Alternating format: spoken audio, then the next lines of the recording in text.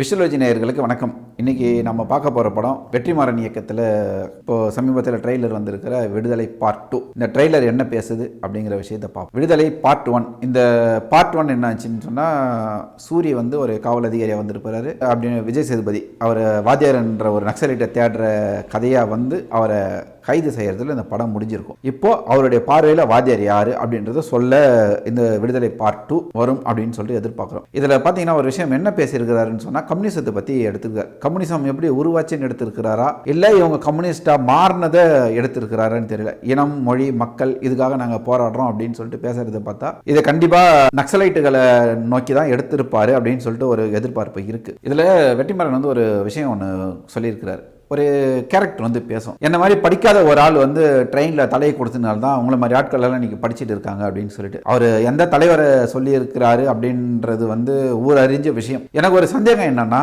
அவர் வந்து ட்ரெயின் தண்டவாளத்தில் தலை கொடுத்த பிறகு தான் மக்கள் இங்கே படித்து ஆளானாங்களா, அதுக்கு முன்னாடி இருந்தவங்கலாம் படிக்காத தற்கொலையாக தான் இருந்தாங்களா? இங்கே இது ஒரு மிகப்பெரிய கேள்விக்குறி.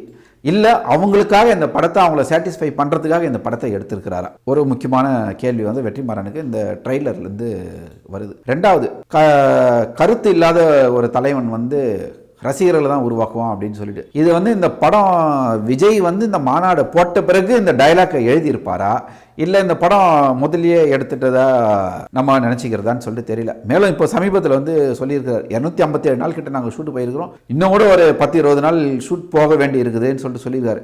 இன்னும் என்னென்ன அரசியல் இதில் வந்து சேர்க்க போகிறான்னு தெரியல. ஒருவேளை இன்றைக்கி வந்து நேற்று வந்து இந்த ஐயப்பன் பாடல், இல்லை பிஜேபியோட பிரச்சனை, இந்த அதானி போயிட்டு வந்து அமெரிக்காவில் வந்து ஏதோ ஊழல் பண்ணியிருக்கான்னு சொல்லி இந்த மாதிரி விஷயங்கள் எதனா ஷூட் பண்ணி சேர்க்க போகிறாரா என்னன்னு தெரியல. ஏன்னா அவர் சேர்த்துருக்கிற விஷயங்கள் எல்லாமே அப்படி தான் இருக்குது. இப்போ ஒரு வாரத்துக்கு முன்னாடி நடந்த விஜயோட மாநாடுன்னு வச்சுக்கோங்களேன், அதை எடுத்து இங்கே அவசரமாக சேர்த்து திணிச்சு வச்ச மாதிரி ஒரு ஃபீல் அப்படி தான் தோணுது எங்களுக்கு. மேலே இந்த படம் என்ன கம்யூனிசம் பேச போகுதுன்னு தெரியல.